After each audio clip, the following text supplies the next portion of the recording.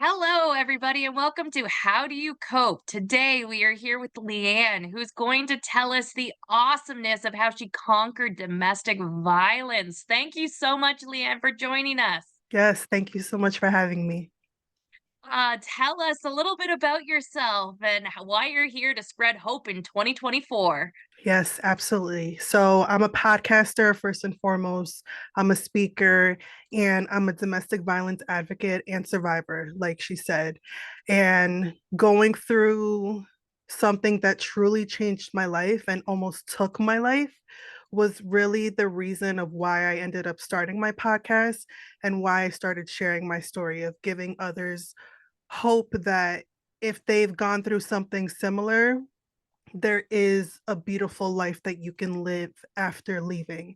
Now, it hasn't been easy, and I'm sure we're going to get into it as the conversation progresses, but I really feel like there's so much power in us using our voices and speaking up and talking about the things that we've gone through just to show others who may be in a similar situation or know someone that it doesn't have to be the be all end all. Even though going through a toxic, abusive relationship can be one of the scariest things that you've ever gone through.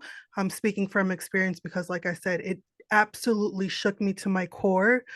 But I look at it now as, and it may sound crazy to hear to some, but I'm grateful for that experience now because it has turned me into the powerful woman that I am. And had I not gone through that, I wouldn't be the woman that I am today. Leanne, that is so amazing and so inspiring and so motivating so that people can fully understand the extent of change isn't easy. Getting out of something bad isn't easy. Becoming these people that are trying to change the world, it's not easy, but it's necessary. And there's a process and you can go through it. So I am so excited to hear about your process and tell people that they can do it. So please tell us a little bit about your journey. Absolutely. So during the COVID-19 pandemic, I was in an abusive relationship that ended up becoming physically abusive. And I always like to preface that because a lot of people in society think that domestic violence is only one size fits all, meaning that black eye, broken ribs, bloody nose, something like that.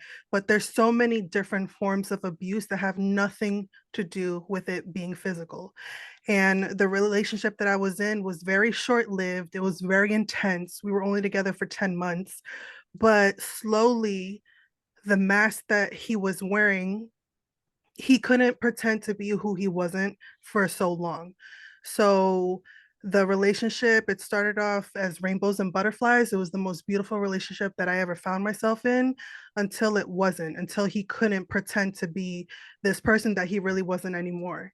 And towards the end of the relationship is when it started to get physically abusive to the point that on March 12th, 2021, he almost took my life. And I have the full story for anyone who wants to hear it in full detail because it is a little graphic, well, very graphic, but I shared the entire story on my podcast. You can check out episode 12 and we'll link it in the description box so you guys can check it out. But going through that experience, I say it all the time, I hit my rock bottom. Like I've gone through a lot of difficult challenges in my life, but this one was the one that, like I said before, it shook me to my core. And it was really that situation that really started my rebirth journey of me going within and doing the deep healing to figure out why was I attracting this type of partner in my life, because I have a string of really toxic and abusive relationships even before this one, but this is the one that really changed my dynamic and really started my whole personal development journey. That's so amazing, Leanne, that you're sitting here and you're so strong and powerful being able to talk about such a situation. I also have to shed light on the fact that you simply state it was like that love is blind at the beginning of that relationship, that it was these butterflies. It's like that's what a lot of people try and hold on to. And then when they end up seeing someone's true colors or questioning why did it change? Why is it different? Why is it harder? Why is he meaner now? They try and go back to looking at who that person was before and Yeah. they hold on to it. And that holding on is almost like hope. It keeps them in this toxic environment stuck. And it's instead they need to be able to look at where they are. So what type of strategies for you? Because obviously, like you said, it was butterflies. It was amazing at the beginning. And then at that 10 months, when you know that it got so bad and so toxic, how did you justify in your head? How did you look at the whole picture and realize like that's what it was 10 months ago, but that's not what it is now. How did Mm. you see that, and how did you convince yourself to get out? So my escape story is that I literally escaped out of my apartment the night that he almost took my life. And that was my come to Jesus moment that I like to call it. That was my aha moment. Something told me, whether it was my intuition, whether it was God, whether it was an outside source that I have no control over, but something told me in that moment of me dealing with the abuse that was happening that night, if you don't leave this apartment now, you're not going to make it out alive. And I listened to it and I went to my best friend's apartment where he didn't know where she lived. And that was the first time that I spoke up and I told someone what was going on because no one in my life knew, no one in my friend group, in my family. I was living out of state, so I didn't have any immediate family except my sister. But she found out that night too when my best friend called her and told her, you need to figure something out because your sister almost died. And it was me speaking up and using my voice and talking about my experience with my best friend that really started the healing process for me. But it was me using my voice, me finally saying, this is my reality, this is what's going on, and I need help. That is such a hard piece, though, and I just wanna sit and savor that moment and say congratulations so much because I do have a seven-step kind of process to go through healing, and that first step is relinquish your denial.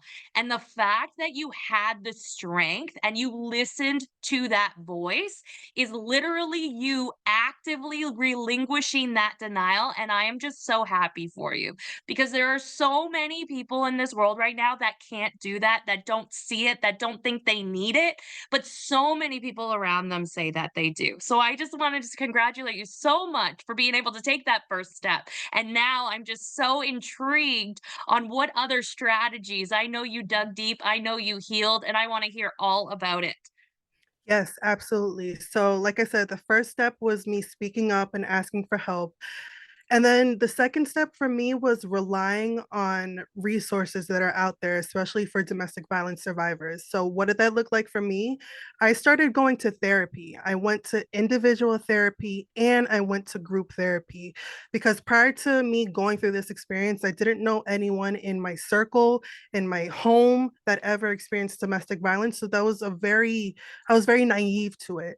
So I started working with professionals and I also worked with four different life coaches throughout my journey that I've been on for my personal development healing, which is going on 3 years now.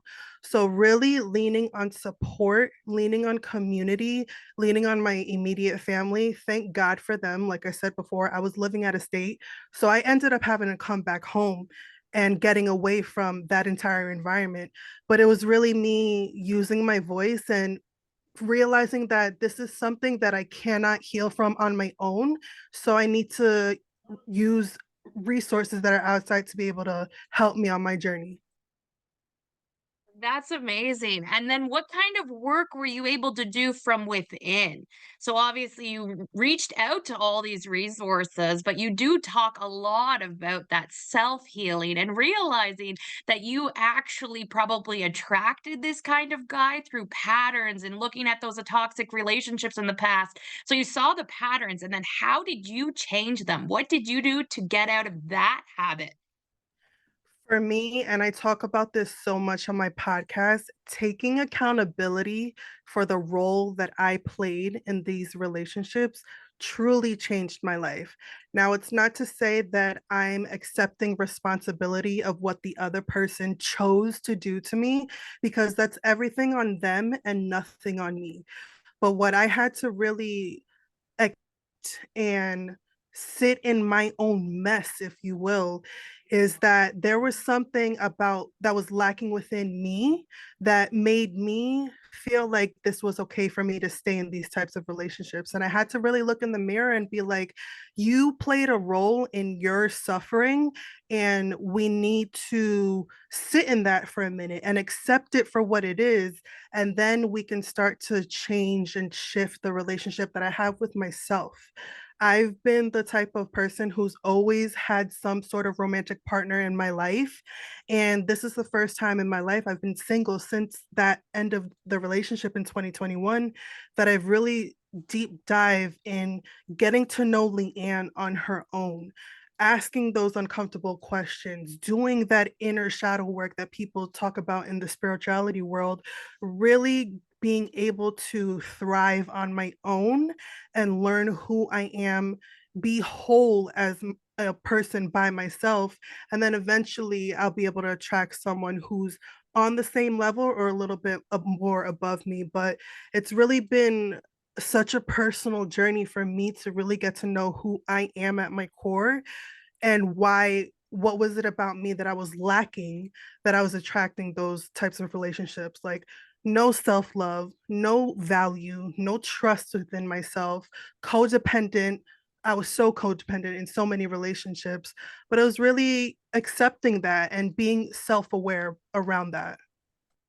That is so awesome. I love the insight that you had of everything. Do you have a daily routine kind of to keep yourself in this living with intention and living with these healthy habits? And what does that look like for us? Yeah. So again, my podcast is literally like my verbal journal. I love the platform that I've created because I'm able to have these really deep conversations with other people and also with myself, of just talking about the things that we've gone through and how we've been able to overcome it.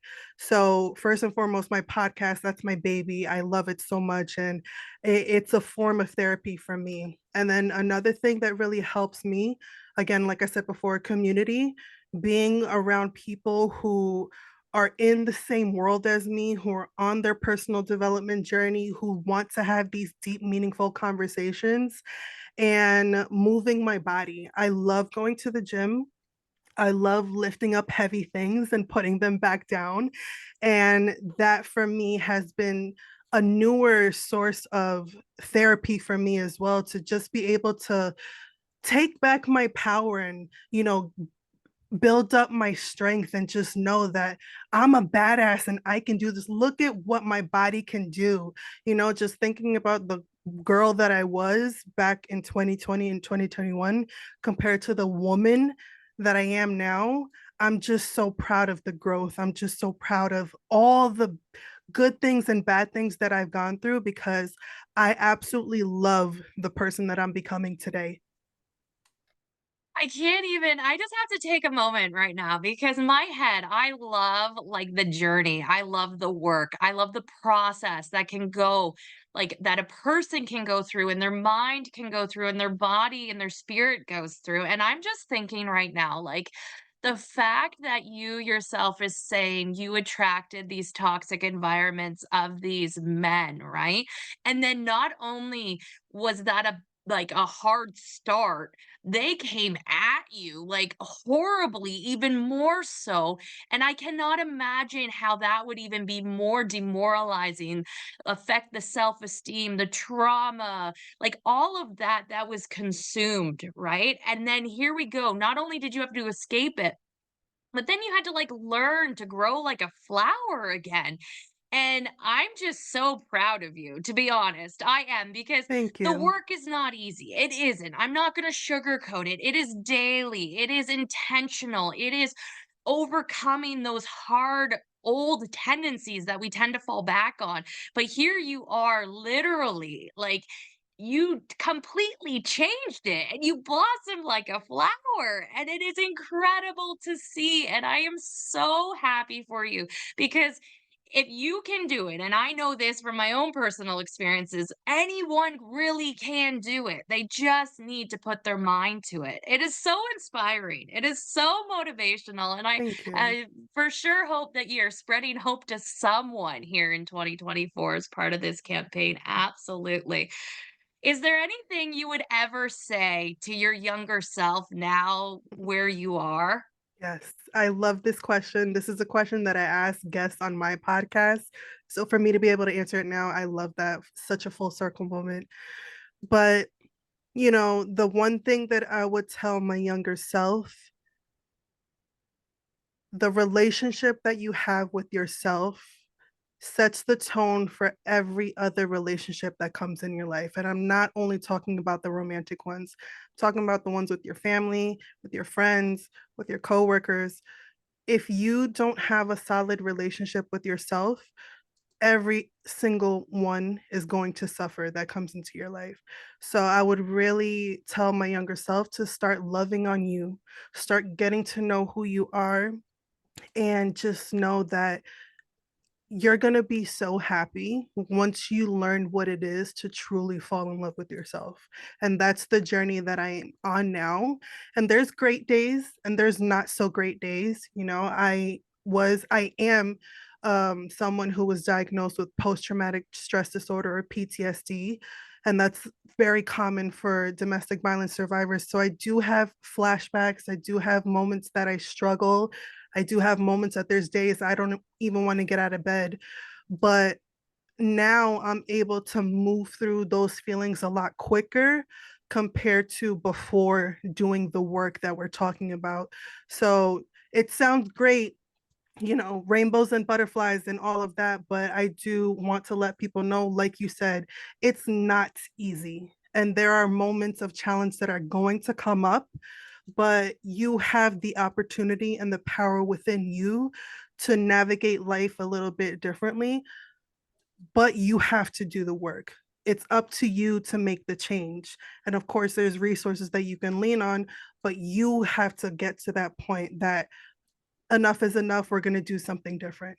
So if I'm doing it and you're doing it, you can too. Absolutely. I always have a saying in this idea that no one is going to save you. No one. You have to do the work. And that comes with the philosophy, the same thing, that you can't change anyone else. You can't make someone change. And when you learn what this work really consists of, you really realize that you're not changing anyone, because the amount of work that you need to learn to do, to be intentional, to change your thinking, to change your process, you truly, truly see you're not changing anyone. So stop trying to change everyone else and look within. That's so amazing, Liann. I am so thankful to have you here today. This was absolutely wonderful, and you are Thank so you. inspiring and so motivational. And I wish you nothing but the best in 2024. Thank you so much. It's an honor. Anytime I'm able to share a little bit of my story, I just hope it gives someone else hope that you can come out on the other side. Thank you so much, Liann. Thank you.